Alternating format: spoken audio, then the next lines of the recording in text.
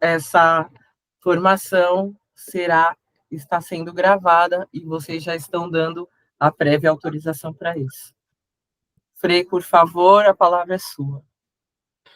Boa noite a todos. Boa noite. Agradeço, então, o convite da Deise aí para compartilhar com vocês esse momento formativo, e o tema escolhido para essa noite, a questão da fé e razão como paradoxo no filósofo dinamarquês Søren Kierkegaard. É um filósofo que, vocês sabem que eu sou professor de filosofia, minha formação básica é filosofia, e esse filósofo eu já venho estudando mais de 20 anos, né? Então venho pesquiso ele direto, constantemente, né? E o filósofo que eu gosto, uma questão pessoal, gosto bastante dele, e é um filósofo que me faz pensar muito. São vários aspectos que a gente pode pegar do Kierkegaard. Você vai encontrar, tem muita gente que está estudando o Kierkegaard e estuda vários aspectos dele, né? Eu especializei mais nessa questão da fé e razão, na questão da fé do Kierkegaard.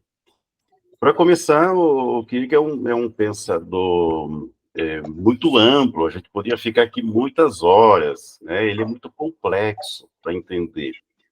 É um cara que viveu pouco, né? Morreu com 42 anos apenas, relativamente jovem, mas escreveu muito, né? Teve uma vida muito intensa de escritos na área da filosofia e da teologia, né? Grande teólogo, grande filósofo e grande poeta. Por isso que também a filosofia dele perpassa muito pela poesia, né? Foi um grande poeta. E é um pensador complexo, um pensador que a gente tem que ficar, assim, muitas horas, muito tempo, há 20 anos ou mais que eu estudo aqui, que sempre estou ainda relendo, estudando, pesquisando, e aparece sempre coisas novas, né? Então, essa é uma introdução, tá? E antes de chegar, então, no Kierkegaard, eu vou fazer sempre uma pincelada, assim, bem rápida, por questão do tempo, né? Assim, não vou me deter, assim, muito nos detalhes das coisas, né? Porque senão a gente vai ficar o tempo todo aqui. Para chegar mais nessa questão da fé e razão como paradoxo, né? Que o Kierkegaard fala e trabalha bastante, tá bom? Mas antes de chegar, então, no Kierkegaard propriamente dito, nós temos que voltar um pouquinho atrás no século, Kierkegaard era o século XIX, nós temos que voltar ao século XVIII, e depois chegar um pouco no século XIX, para a gente poder entender o pensamento do Kierkegaard. O Kierkegaard, ele não inventa nada, ele não cria, ele apenas faz uma reflexão filosófica, teológica, daquilo que estava surgindo na sua época, sobretudo na Dinamarca, né? Aquilo que se falava, aquilo que se comentava, temas polêmicos. Então, o que ele pensa assim, não, eu quero dar uma resposta à sociedade, e sobretudo nos temas religiosos. Como ele vai dizer várias vezes, é interessante que nós, estudiosos aqui, que dizemos que ele é filósofo teólogo, mas ele nunca se denominou assim, ele fala, eu sou um pensador religioso, né? Então, ele queria entender a religião, que ele vai chamar bastante sobre o cristianismo da sua época, e cristianismo entendendo, sobretudo, a igreja luterana, que predominava na Dinamarca naquele período. Então, o Kierkegaard, ele quis entender o cristianismo, o que é o cristianismo, né? O que o cristianismo prega, basicamente, né? Então, como ele vai dizer, eu sou um pensador religioso, ele vai estudar tudo isso. Então, ele não inventa, mas isso já vem. Então, para entender ele, tem que entender dois movimentos que o precedem. Isso é fundamental e importante. Senão, se for pegar o livro do Kierkegaard, ler o pensamento dele direto, se eu falar agora para dar uma definição de fé e razão do Kierkegaard, não vai entender. Precisa ver, então, esses dois movimentos que eu vou comentar bem rapidinho. E a segunda questão, antes de chegar no Kierkegaard, é a própria vida dele, né? Então, o Kierkegaard, ele vai refletir esses dois movimentos que vamos falar, e a própria vida. Então, ele não é um pensador assim, de gabinete, que vai no seu gabinete e começa a fazer filosofia, fazer teologia. Não. Aquilo que ele vai falar é aquilo que ele está vivendo, é aquilo que ele passou, que ele sentiu, que ele sofre. Vamos ver. Então, a biografia, a vida do Kierkegaard e esses dois movimentos são fundamentais para poder entender. Aí vocês vão perceber, então, por que ele define fé assim? Por que para ele fé é um paradoxo? Tá bom? Então, quais são esses dois movimentos? O primeiro movimento, no século XVIII, um movimento filosófico chamado iluminista. Esse movimento ele foi já no século XVII, começa, mas no século XVIII ele entra no auge, né? É muito complexo aqui, vou dar só uma pincelada para você entender depois a questão da razão, tá? E no século XVIII, então, por causa desse movimento filosófico chamado iluminismo, dá-se ênfase à razão. Tudo passa pela razão, né? Então, é chamado também o século das luzes. O que é a luz? A luz é a razão. Então, a verdade só está contida naquilo que você pode provar. Aí vocês já estão percebendo já, né, a questão da razão do Kierkegaard. Então, isso é que predominou com vários pensadores, todos pensadores. Então, nada existe fora da razão. A razão é a grande detentora. Então, eu defendia a primazia da razão na ciência, na liberdade individual, como guia para o progresso humano. Então, é uma exaltação quase que exagerada da razão. Você não acredita, você não tem que compreender nada que está fora da razão. Se você pode provar, existe. Se você não pode provar, não existe. Então, a razão é a luz que ilumina a sua vida, a caminhada, o mundo, a ciência, inclusive Deus, né? A compreensão de Deus, então, também se passa pela razão. Então, não posso compreender nada fora da razão. Então, esse movimento no século XVII já inicia, mas no século XVIII, com os grandes pensadores, né, que vai nortear todo esse período. Então, ali se pensa e se reflete sobre essa questão. É uma exaltação exagerada da razão. Nada fora da razão é inexplicável, né? Então, só entende aquele que está na razão. E o segundo movimento, então, no século XVII e também XVIII, mas vai passando XIX, aí pode mudar o slide, é o romantismo, né? É um movimento chamado movimento romântico ou romantismo. O romantismo, ele é quase como uma oposição ao iluminismo. Então, o romantismo vai dizer, não, mas tem algumas coisas que não passa pela razão. Tem algumas questões na vida humana, no ser humano, que extrapolam a razão.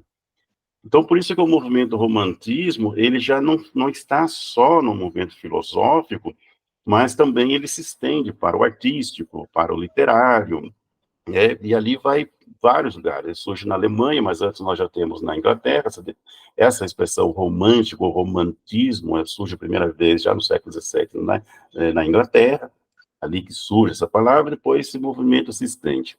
Mas no século XIX ele chega no auge, né, como uma oposição ao iluminismo. Então, o iluminismo vai dizer, não, a verdade é só aquilo que passa pela razão, porque a razão é a grande luz, a grande iluminadora.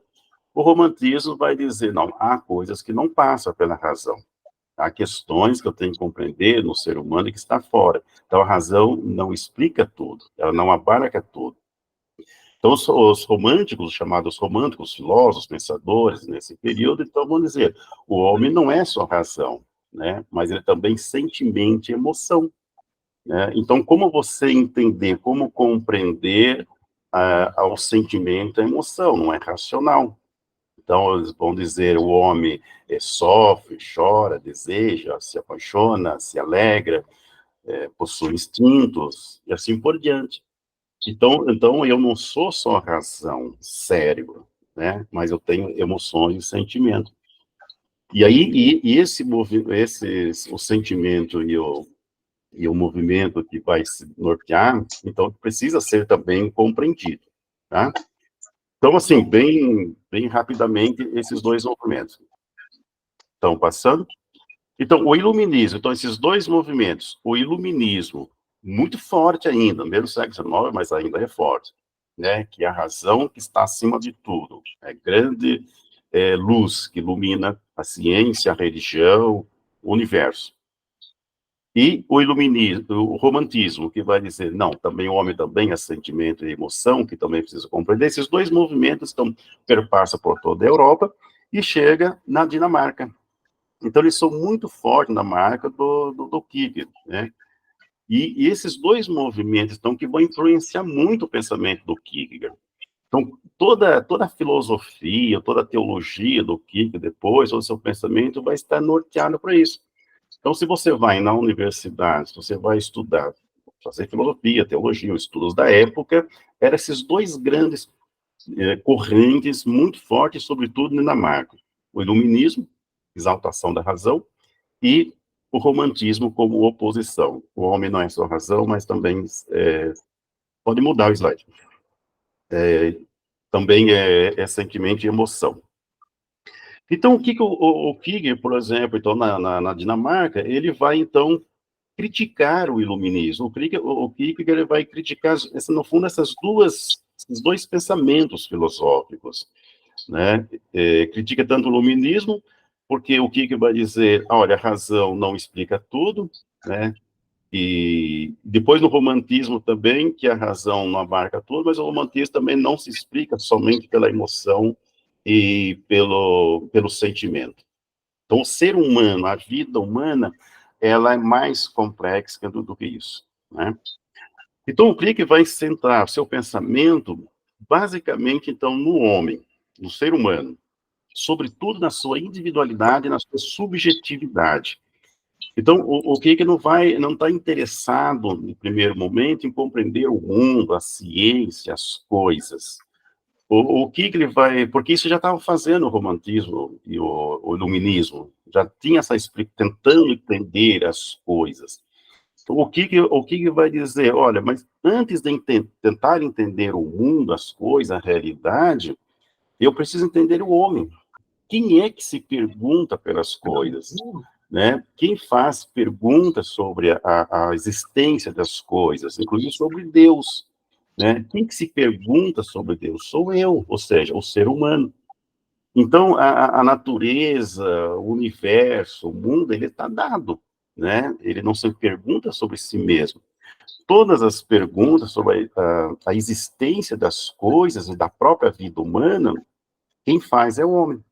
Então, por isso que o Kierkegaard, então, ele está preocupado em tentar entender este homem que se pergunta, este ser humano. Por isso, então, ele vai estudar a individualidade de cada pessoa, né? Esse ser humano que se pergunta. Daí, então, compreender o Kierkegaard como um pensador da subjetividade, né? Ele não vai querer entender de antemão as coisas, né? Mas o ser humano.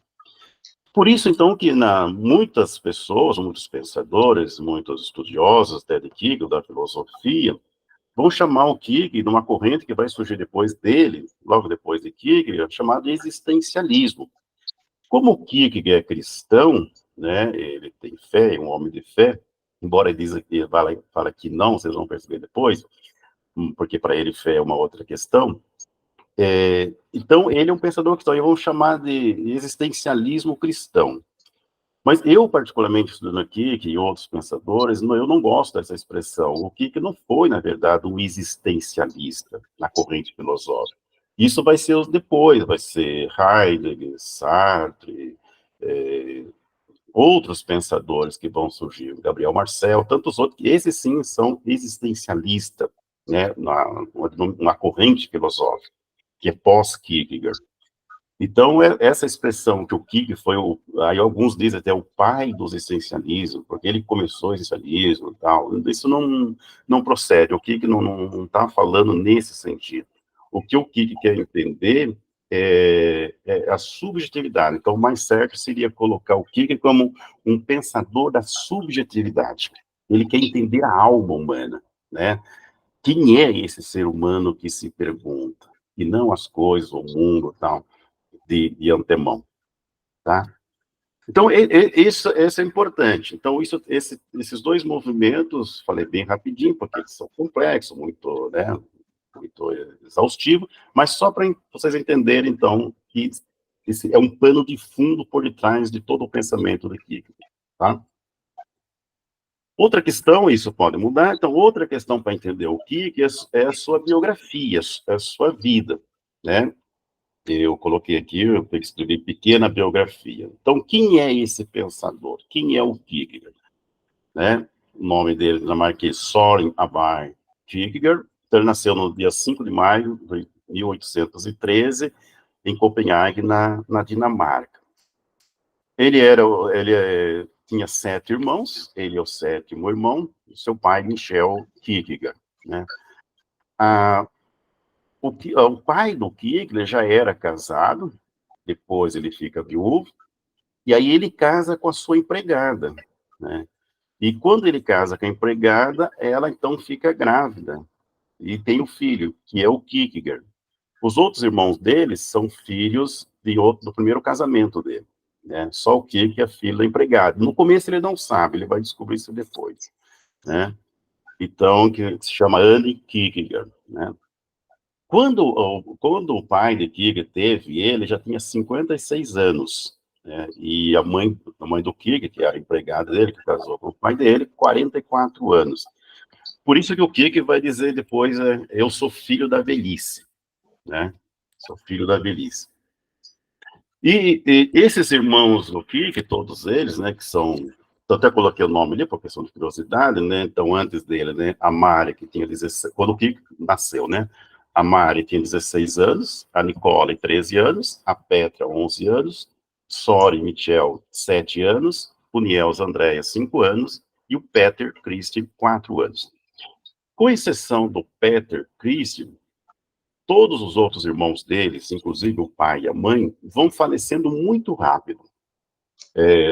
Tem questões assim de meses, 2 meses, a família toda vai falecer, a mãe vem a falecer, depois os irmãos, a irmã, e todos eles vão assim muito rápido. Por que eu estou dizendo isso? Porque isso é importante entender a vida do Kierkegaard. Então, ele sente isso, ele sofre isso, né? Ele, no começo, ele tem uma briga com o pai, ele desentende com o pai, depois ele retorna à amizade com o pai, né? Até por causa disso, porque quando ele descobre que o pai casou com a empregada, ele não aceita muito, mas depois, mais tarde, ele vai reconciliar, e depois, logo, o pai dele veio falecer, e ele já estava reconciliado com o pai, mas ele sofre bastante. E, então, esse episódio, todo esse episódio da própria vida do Kierkegaard, dos irmãos que vão falecendo muito rápido, ele vai perpassar em todos os seus escritos, né? Em toda aquilo que ele vai escrever, todo o seu pensamento, a compreensão da sua filosofia, da sua teologia, vai estar muito imbuído daquilo que o Kierkegaard é, daquilo que ele está vivendo. Tanto é que ele vai dizer depois, num determinado texto, ele vai dizer dos irmãos que todos morrem muito rapidamente, ele vai dizer, passou um terremoto na minha vida. E ele e o Michel, que é o pai do Kierkegaard, ele é luterano, né? Mas um luteranismo muito ortodoxo, muito ferrenho, e criou todos os irmãos assim, inclusive o Kierkegaard. Então, você tem que obedecer a Deus, você tem que cumprir as regras, as normas, a Deus não se questiona, você tem que ir à missa todo final de semana, todo domingo, e se você não for, é pecado, você tem que se punir por isso. Então, ele era muito rigoroso. E o Kierkegaard, quando era criança, sofreu muito isso. Vocês vão perceber depois por causa da definição que ele vai dar. Então, uma religião imposta para ele, né? A ponto que, quando ele chega já para fazer teologia, o pai que deseja isso, vai dizer, o pai dele, inclusive, queria que ele fizesse teologia para ser pastor luterano, né, para ser um líder religioso, prepara ele para isso, e ele tem essa vida, então praticamente ele não brinca, ele não, a infância do Kierkegaard não foi uma infância de brincar, de se divertir como todas as crianças. O brinquedo que o pai dele dava para ele era livros.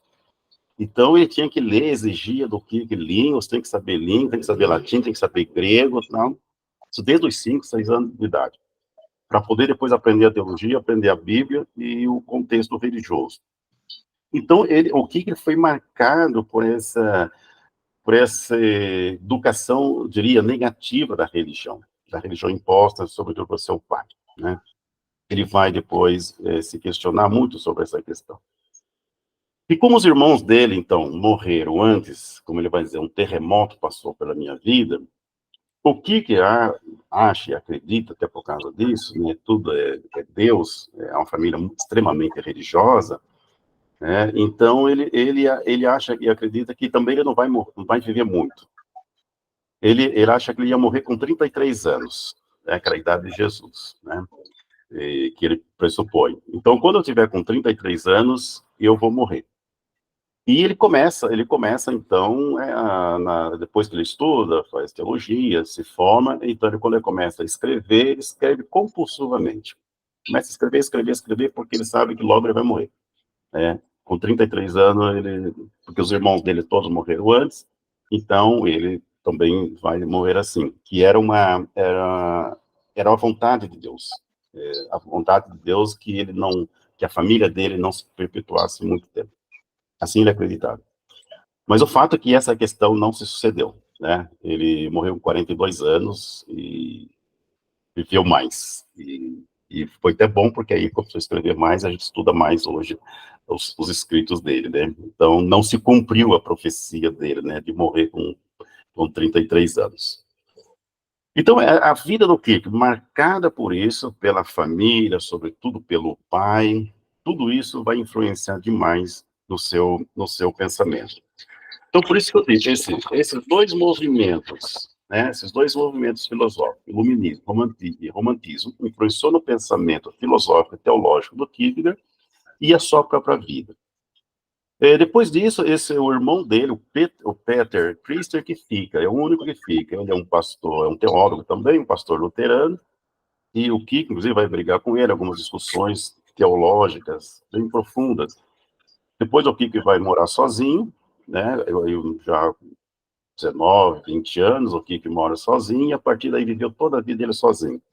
O Kierkegaard, ele tinha uma namorada, isso também influenciou muito a vida dele, isso é fundamental, que naquela época não se namorava, mas já ficava noivo, né? Ele tinha uma noiva, Regina Paulsen, e da qual ele amava muito, e ela também, né? Então, se amavam profundamente. E eles têm um anel, um noivado que era como se fosse já naquela época, como se fosse já um casamento.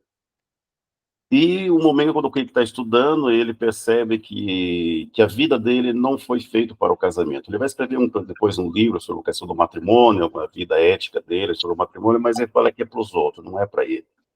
Ele, mesmo amando, muito apaixonado pela Regina, ele desmancha. Ele vai na casa dela, né, pega o anel de ouro que eles tinham, né, que já para casar, e entrega para ela, mas ela não aceita e devolve, né? E quando ela devolve, ele pega o anel, derrete, né, de ouro, derrete, faz uma cruz.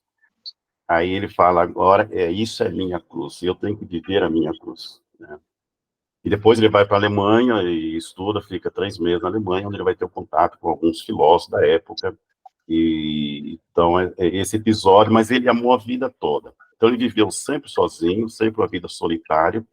Ele vai dizer isso também, eu sou uma pessoa melancólica, sempre sozinho com os livros, estudando muito, não teve nenhum relacionamento, foi celibatário, mas uma vida totalmente sozinho. E morreu assim, né? Passando pela rua dele na Dinamarca, ele tem um desmaio, ele cai na rua, né, com 42 anos, alguém pega, leva ele para o hospital, questão de uma semana depois ele vem a falecer, né? Então, ele foi o tempo todo, a vida toda sozinho, uma vida solitária. Aí, então, você entende por que eu falei, ele é um pensador subjetivista. Ele quer pensar o ser humano, a alma humana, ele quer estudar e entender a alma humana, como ele era. Então, sempre meditando, refletindo, sempre na solidão. Sem a companhia mesmo, amando a Regina. Tá?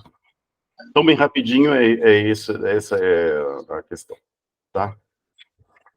Passamos. Então, agora vamos chegar na questão da fé e razão, aqui, com vários temas, mas esse é o nosso tema, né? Fé e Razão em Kierkegaard. O que então vai dizer? Pode passar.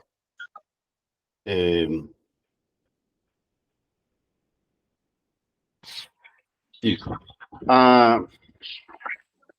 A questão da fé, a definição da fé, a compreensão da fé para o Kierkegaard, também como razão, é um livro dele, basicamente, tem vários livros perpassa, né? Como eu falei, o Kierkegaard escreveu muito, foi mais de 50 livros, textos, sermões, né, diálogos, então escreveu muito. Mas um livro que ele fala sobre a fé, basicamente, que predomina a fé, é uma obra chamada Temor e Tremor. Essa, inclusive, foi a minha dissertação no mestrado, foi sobre essa obra, que ele publicou no dia 16 de outubro de 1843. Então, ali ele dá uma definição de fé, e vai contrapor ali essa questão da fé e razão, né? O livro todo, ele conta uma história contada por um pseudônimo chamado Jones de Silêncio.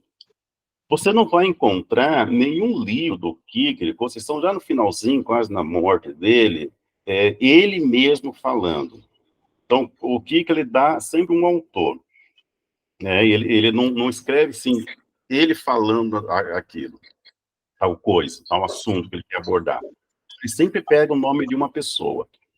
Uma pessoa que chama pseudônimo, que era um jeito de escrever na época, que ele chama de comunicação direta, né?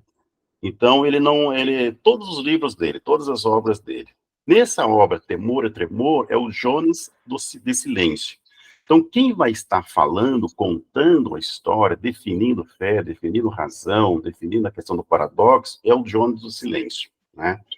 Mas é claro que é o Kierkegaard falando, depois... Até chegou um momento, bem no começo, o pessoal questionava, será que foi o Kierkegaard que escreveu mesmo? Porque lá é ele que está falando. Depois ele vai dizer, mais tarde ele vai dizer, não, todos os meus livros, todos esses autores, sou eu mesmo, né? Só que era um jeito que ele tinha de comunicar, né?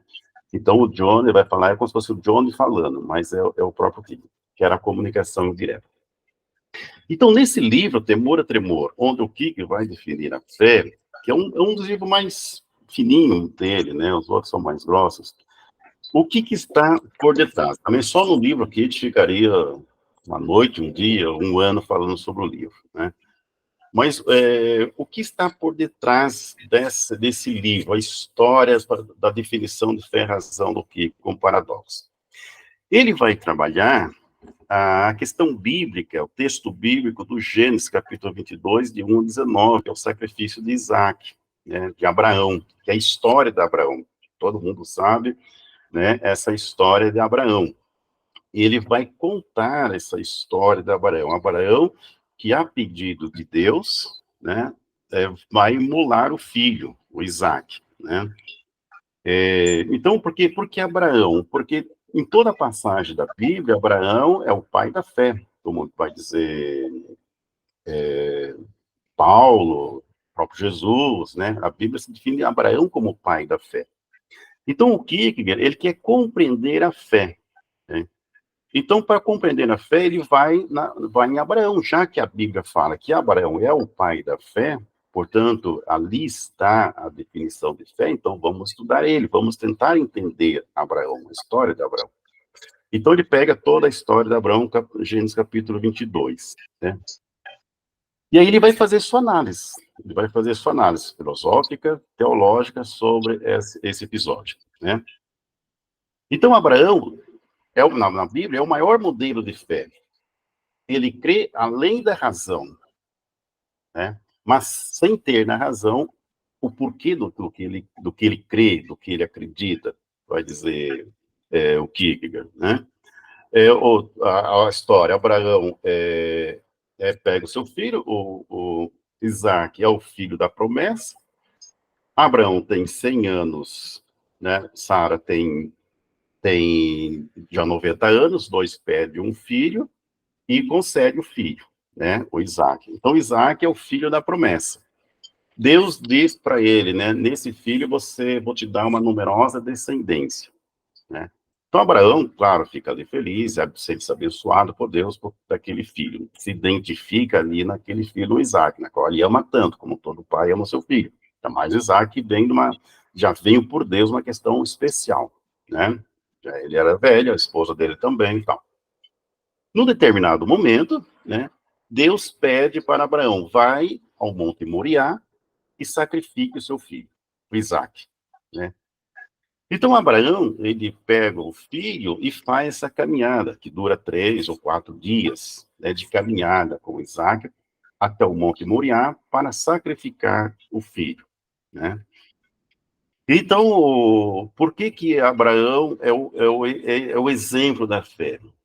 Porque Abraão, então, ele vai, o que vai analisar, que não tem nenhuma justificativa lógica, moral, né, racional, de Deus pedir uma coisa dessa, e muito menos de Abraão fazer, né?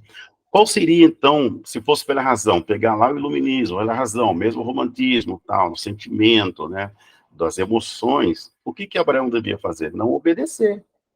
Questionar, mas, Senhor, mas você me deu um filho, né? Esse filho é o filho da promessa. Agora vem pedir para eu eliminar o meu filho, né? Matar o filho que você deu. Então não tem nenhuma lógica, não tem nenhuma razão aí. Então Abraão não questiona. Por que que Abraão não questiona? Porque Abraão não se deixa agir pela razão. Porque a razão é questionável, a razão questiona. E tudo aquilo que vem da razão, a ética, a moral, a lógica, te faz você questionar. Então, Abraão não age por nenhum desses mecanismos. Abraão age e obedece a Deus, né, única e exclusivamente pela fé. Por isso, então, que ele vai caminhar, ele caminha em silêncio, ele não diz nada para ninguém. Aí vocês entendem, então, o autor, o pseudônimo que ele vai colocar, Jonas do Silêncio. Abraão caminha 3, 4 dias silenciosamente, não diz Abraão, não diz sua esposa, a Isaac, não diz sua esposa, nada do que vai acontecer.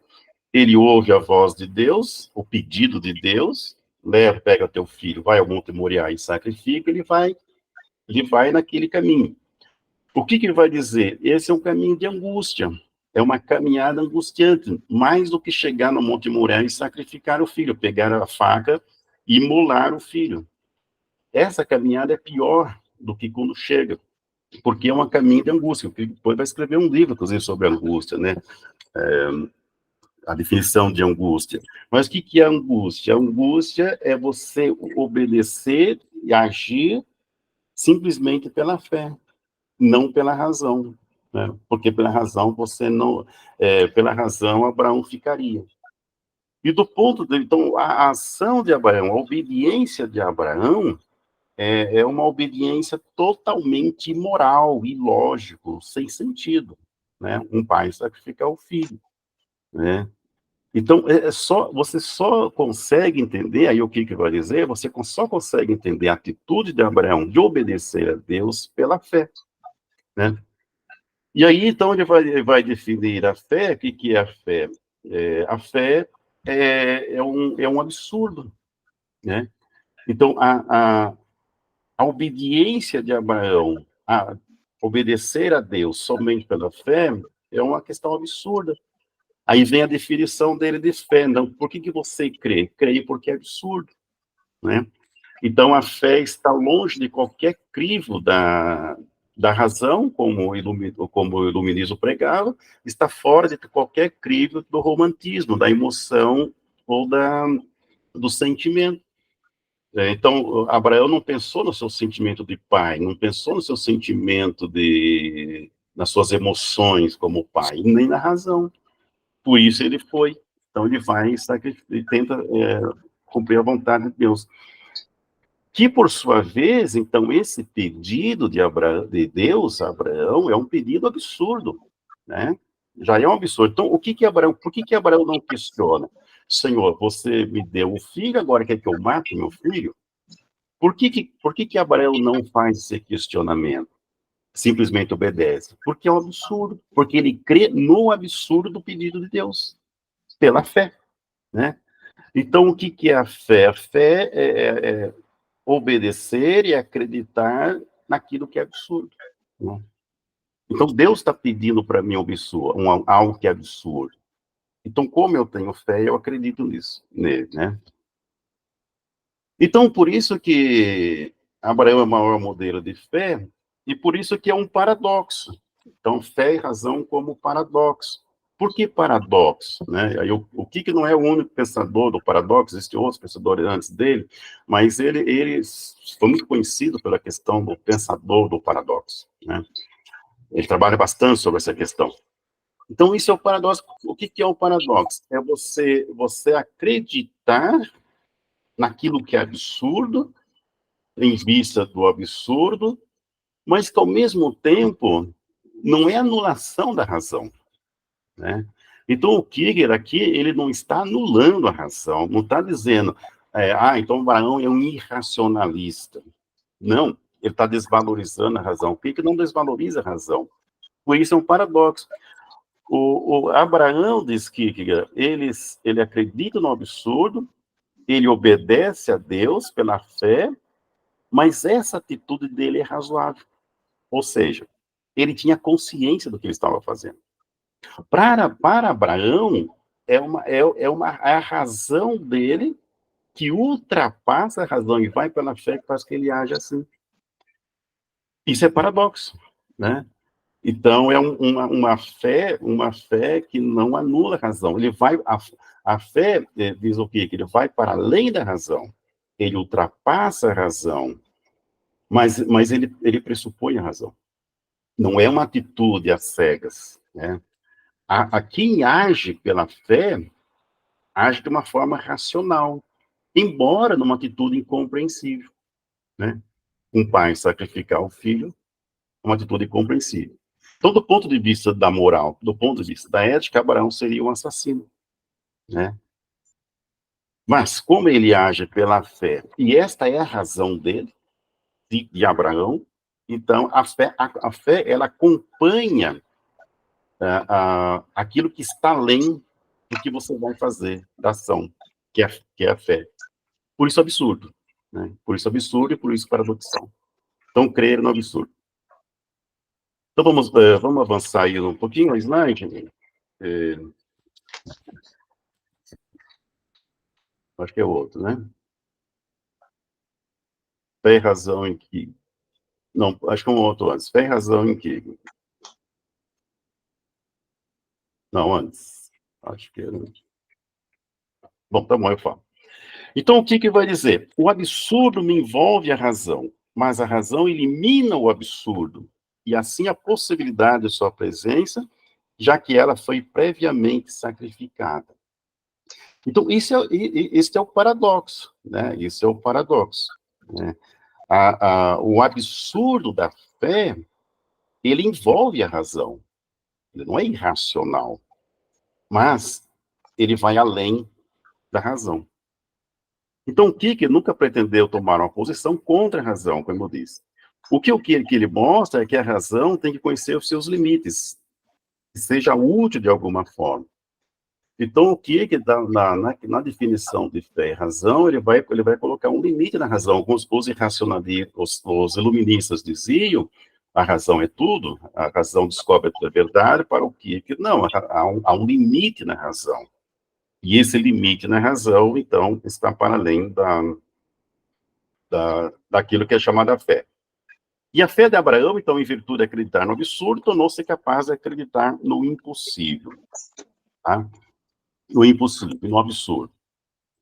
Então, essa expressão do Kierkegaard, crer no absurdo, a atitude de Abraão age assim, obedece a Deus, porque é absurdo o pedido que Deus faz para ele, e ele acredita no absurdo do pedido, né, pela fé.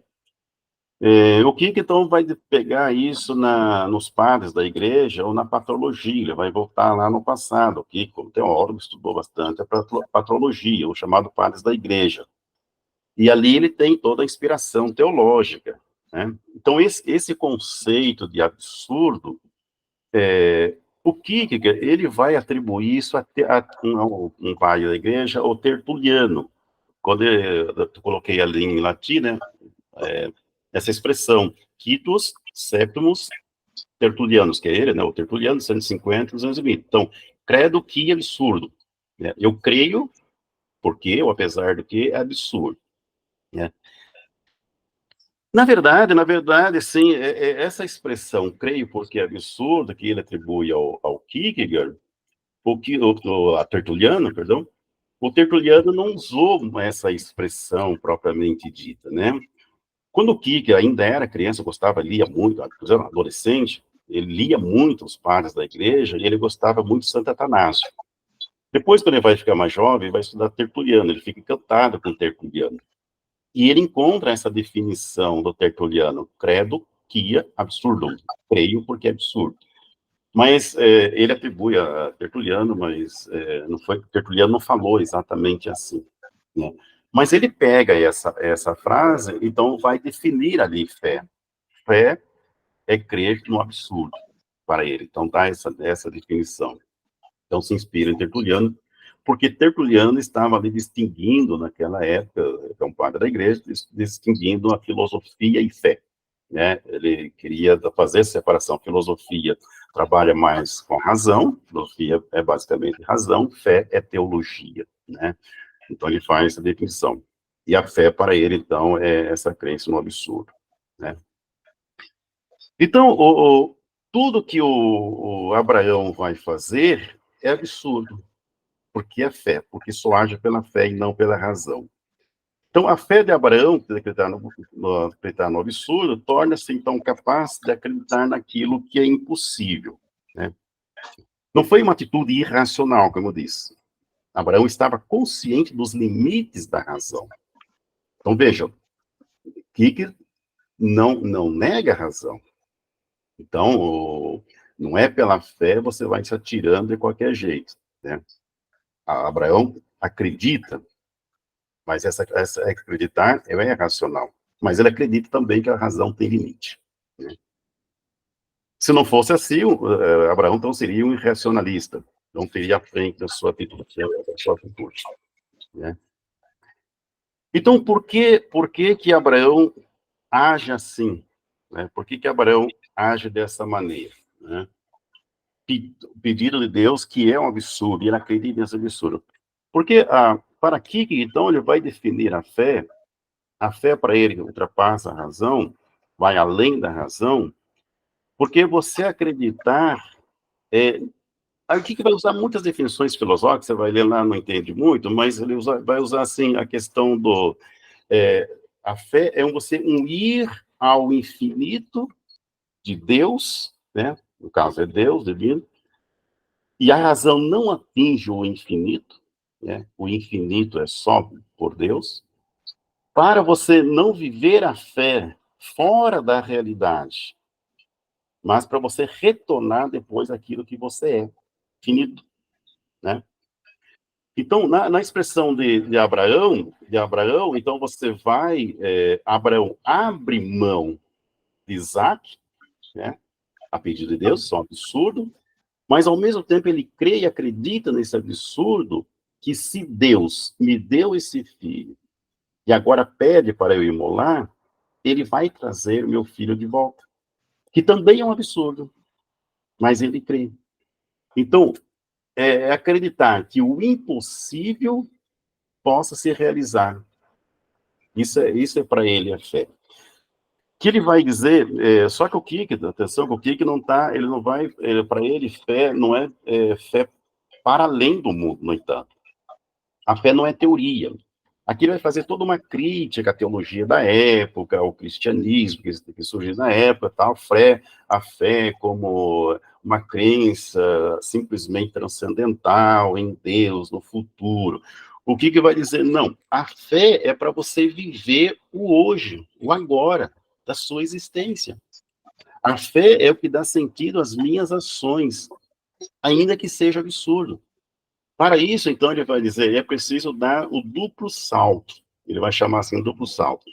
Que é o que Abraão faz. Abraão é o exemplo. Então, o que você faz? Eu tenho que abrir mão da minha finitude, abrir mão das minhas coisas, daquilo que eu tenho, até daquilo que eu sou, em vista do infinito, que é Deus, né? Então, eu sou finito, eu abro mão da minha finitude em vista da infinitude de Deus, para atingir a finitude de Deus. Mas ele vai dizer, mas isso ainda não é fé. O que é fé? É retornar depois ao meu finito, para viver o meu finito naquele infinito que eu adquiri pela fé, seja Deus. Então, é o duplo salto. Eu saio de mim, material, limitado, vou ao infinito de Deus, pela fé, e retorno a mim, porque eu preciso agir, eu preciso viver. Então, a existência, a minha existência, ela só tem sentido quando eu saio de mim e retorno a mim. Eu fico fora. Então, o que Abraão faz? Abraão, ele sai dele, do filho, abre mão de Isaac, entrega a Deus no sacrifício, porque ele pensa, se eu matar meu filho a pedido de Deus, sem imolar, Deus tem o poder para trazer ele de volta. Porque já que eu fiz, já que Isaac me deu, isso já é um absurdo, porque eu tinha 100 anos, minha esposa 50, já é um filho do absurdo. Então, sacrificar é mais um absurdo. Então, se Deus pede algo que é absurdo e eu vou fazer aquilo que é absurdo, ele vai fazer outro absurdo, trazer de volta, né? Então, para retornar.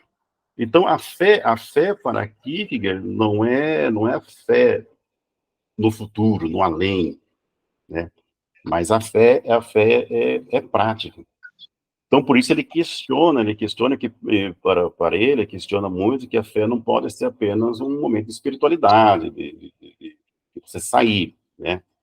Que ele vai chamar isso na linguagem assim, complicada que ele vai usar, né? Então, você sai, vai para a transcendência, você sai de si, vai para a transcendência de Deus para voltar para a imanência, para a sua vida. Quem faz assim, ele vai dizer, então, esse é cristão de verdade. Porque aí a sua vida, o que você vai viver, não é mais sua. Porque você vai viver a vida de Deus em você, que você experimentou, mas saindo de você. Então, eu tenho que sair de mim, ir até Deus, para retornar até mim, para poder viver. Então, a minha existência, ela só tem sentido quando eu saio de mim, quando eu abro mão, né? Que ele vai dizer depois da resignação. Então, isso é o que ele vai chamar da fé, ele vai definir como paradoxo, né? E outra questão, para a gente ir finalizando, aí o que vai dizer, então, isso ninguém pode fazer. Então, a fé não é comunitária, a fé não é social para o quê? Quem tem que fazer isso é cada um, é cada ser humano. Por isso ele é um pensador subjetivista, um pensador individual. Não existe fé de todos, existe a minha fé. E ele fala, e essa experiência cada um tem que fazer. Então eu não posso fazer uma experiência de fé transcendental e depois vivencial pelo outro. Abraão, ele é o pai da fé, ele é o exemplo da fé, mas foi ele que viveu assim. Então, eu tenho que imitar o exemplo de Abraão na minha vida. Então, eu tenho que fazer isso. Abrir mão da minha vida, abrir mão da minha finitude, abrir mão de tudo, para ir ao encontro infinito de Deus, para voltar de novo a mim. Então, Deus vai me dar tudo aquilo que eu abri mão. Aí, um paralelo que ele vai fazer, um paralelo, assim, o contrário de Abraão, é aquela história que vocês conhecem do filho rico, né? É algo, por exemplo, que o filho rico não fez, contrário de Abraão. Que o pedido também de Jesus, agora de Jesus, né, no Novo Testamento, que é um pedido absurdo. Vai, vende tudo que tem, dá aos pobres, depois volta a mim. Mas eu vou voltar sem nada? Eu vou voltar miserável? Eu vou voltar... Como que eu vou voltar depois? E quem vai me dar alguma coisa? É um absurdo. Só que, nesse caso, o jovem rico, ele não acreditou no absurdo do pedido pela fé e foi embora triste. E não ganhou a salvação. Então, tem esse paralelo. Então, o pedido absurdo de Abraão, ele acreditou no absurdo do pedido, porque saiu de si, abriu mão do filho para ganhar o filho. Então, aí o que vai dizer? Então, se esse jovem rico tivesse aberto a mão de todos os seus bens a pedido de Jesus, que é um absurdo, ele ia voltar tendo mais. Então, ele não ia voltar pobre, não ia voltar miserável, ele ia voltar tendo algo mais, porque não era para ir somente, ele tem que sair de si, abrir mão de si, para voltar para si. Então, aquilo que você tira em nome de Deus, ele devolve. A transcendência e imanência, que ele vai dizer. Mas é preciso fazer isso, porque senão a gente vai fazer igual o jovem rico, que é o contrário de Abraão, né? Você não acredita no absurdo, esse pedido absurdo vai embora. Não ganha salvação. Não agiu pela fé. Não acreditou no absurdo. Ficou pela razão. O jovem rico ficou pela razão. Como assim? Vender tudo, ficar sem nada, né? Então, o contrário de Abraão. Então, é o que vai dizer, então, toda essa experiência de fé é uma experiência individual, é uma experiência de cada um, e por isso uma experiência paradoxal, né? Aí vem, então, o paradoxo definido. Então, aí o que ele vai comentar, então, o que há uma crítica que ele vai fazer à teologia da época, que ele vai dizer que prega ser uma fé como se fosse fácil demais. Para o Giga, não é fácil ter fé, né? Não é simples ter fé. A fé é uma exigência, do tempo todo, né? Então, aí ele faz uma comparação, assim, né? Porque às vezes as igrejas, em geral, pregam uma fé como se fosse vender na feira, ele usa essa expressão. Então, você vai na feira e começa a comprar fé, compra aqui, compra ali e tal, acredito. Então, é uma fé vendida na feira. E o que vai dizer? Não é assim. Ter fé é muito difícil, né? E aí que ele vai dizer, né?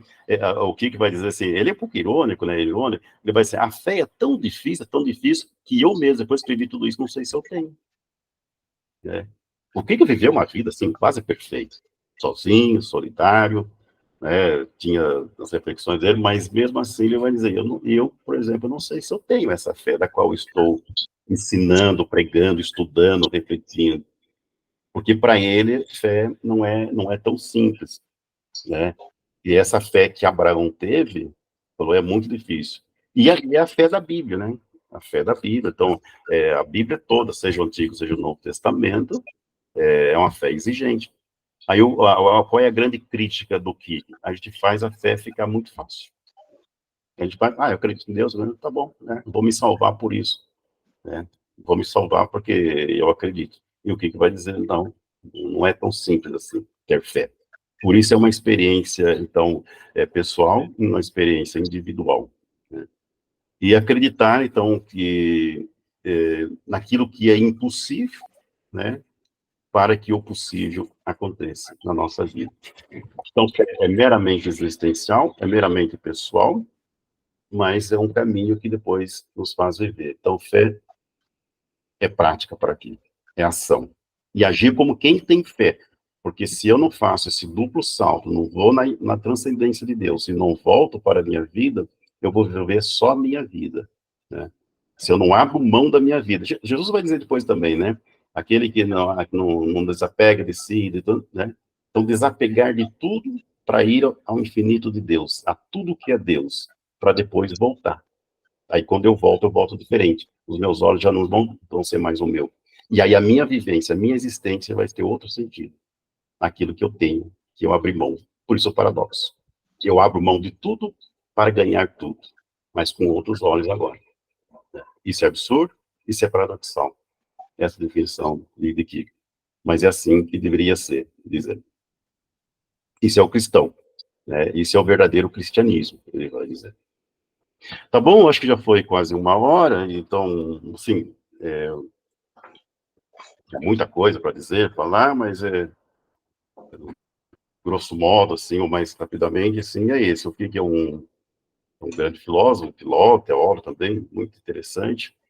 Tudo isso que eu falei, então, é a vida dele, ele foi assim, ele viveu assim, ele abriu mão de muitas coisas, abriu mão do casamento, abriu mão de ter muita coisa.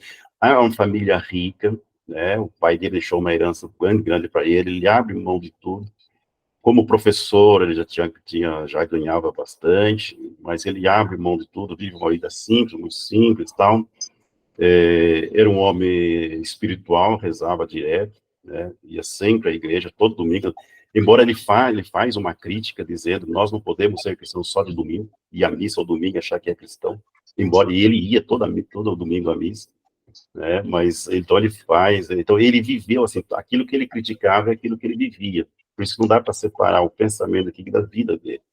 né? Ele tentou, assim, o máximo possível, ser um cristão autêntico, como ele vai dizer depois, né? Ter uma fé autêntica, embora ele vai dizer, eu acho que eu não tive fé como eu prego tanto, como eu ensino tanto, porque para ele mesmo achava que era difícil, mas embora ele se esforçou a vida toda dele, e assim ele morreu. Depois, quando ele morre, eu não trouxe aqui, mas ele tem uma frase que ele coloca, muito bonito, né, tem até hoje lá no túmulo dele, na Dinamarca, né, essa frase que ele pediu, ele escreveu, depois pediu por mão dele, colocar, depois que faz as exéquias lá, e tem muito bonito, onde ele se despede desse mundo, para ir agora, então ele fala, agora saio do meu finito para ir ao infinito de Deus, e lá é a melhor, né?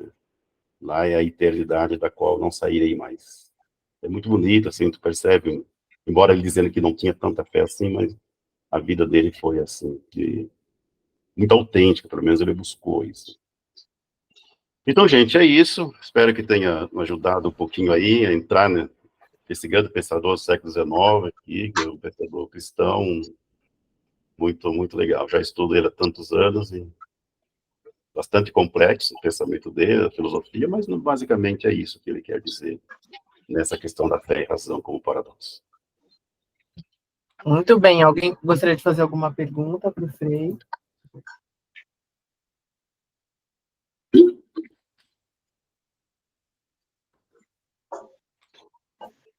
Não? Bom, então, Frei, foram tantas informações e eu também acho que eu não tenho fé. Diante de tamanha experiência e de visão do que você estudou e vem estudando há tanto tempo.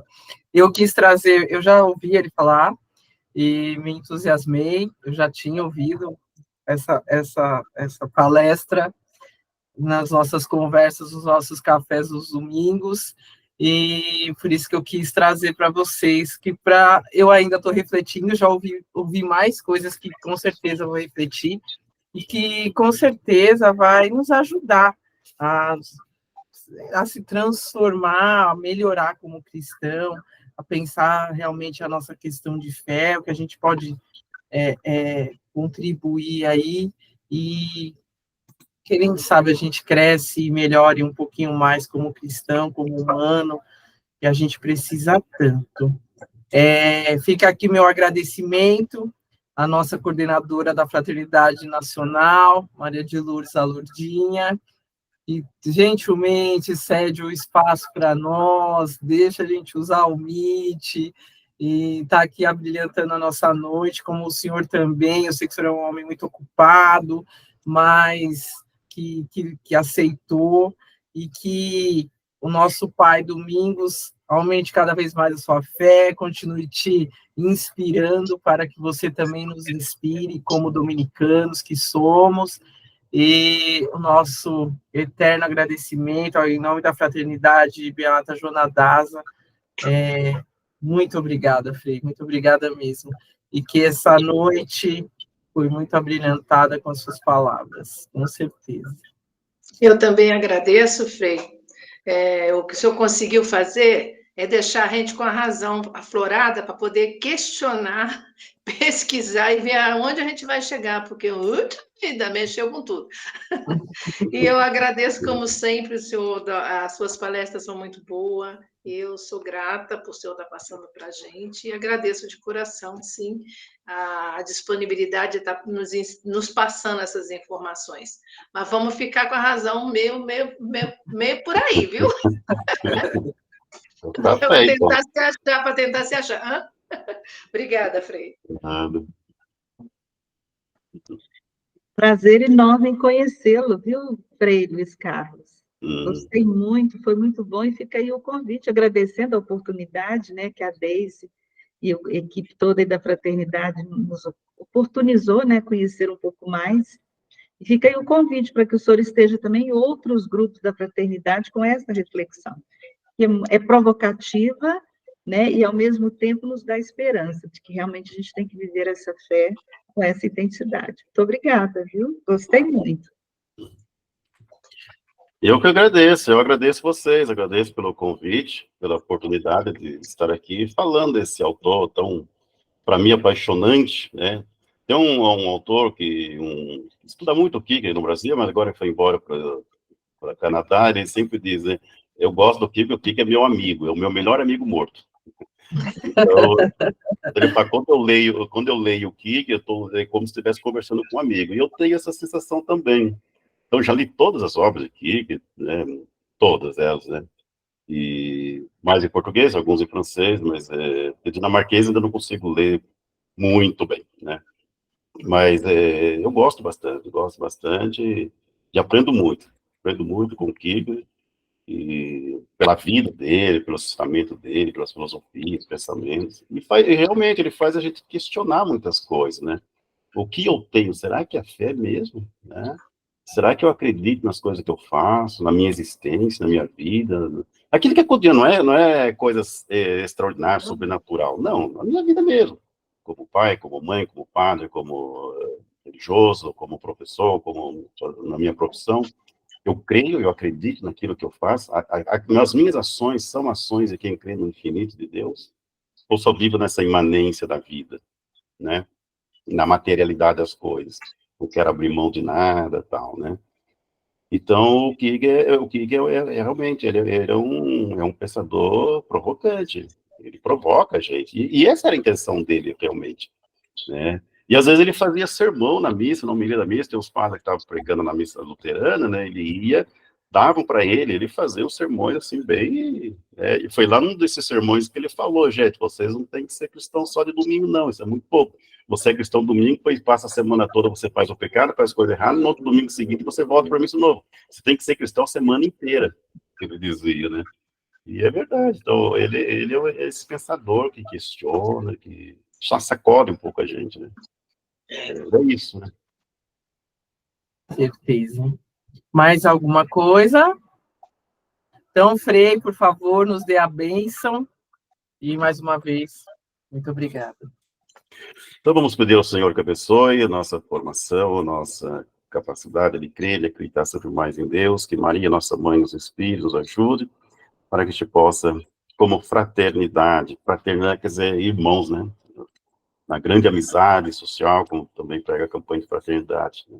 Amizade e fraternidade, são dois caminhos juntos, né? Para a gente construir a nossa vida, a nossa igreja, a nossa sociedade, trazendo Deus mais perto de nós e Deus conosco.